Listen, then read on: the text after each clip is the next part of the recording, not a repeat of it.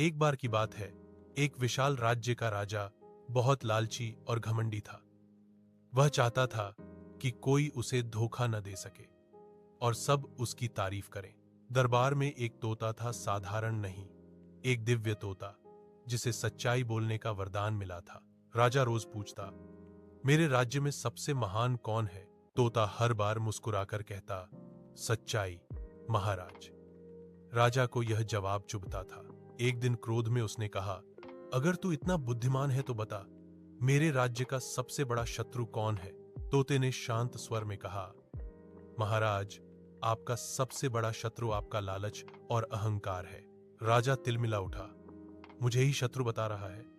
तू मेरे दरबार के योग्य नहीं। उसने सैनिकों से कहा, इस अभिमानी पक्षी को जंगल में फेंक दो। सैनिकों ने तोते को घने जंगल में छोड़ दिया। जाते जाते तोते ने कहा, महाराज, आज आपने सच्चाई को निर्वासित किया है, लेकिन याद रखना, जब झूठ का राज्य चरम पर होगा तो सच्चाई की एक आवाज सब कुछ बदल देगी। समय बीता।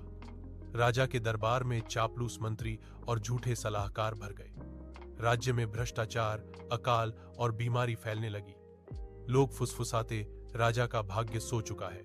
एक दिन राजा जंगल में शिकार के लिए गया। वहां वो रास्ता भटक गया। घंटों बाद उसने एक परिचित आवाज सुनी, वही मधुर स्वर तोते का गीत। राजा ने कहा, तोते, मुझे पानी चाहिए, मैं भूखा हूं। तोते ने कहा, महाराज, आपने सच्चाई को भूख और प्यास में फेंका था, आज वही प्यास आपके पास लौटी है।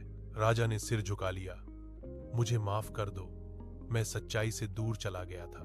तोते ने कहा, महाराज, सच्चाई कभी मरती नहीं, वो बस जंगल में चली जाती है जब तक कोई पश्चाताप न करे। राजा की आंखों से आंसू बह निकले।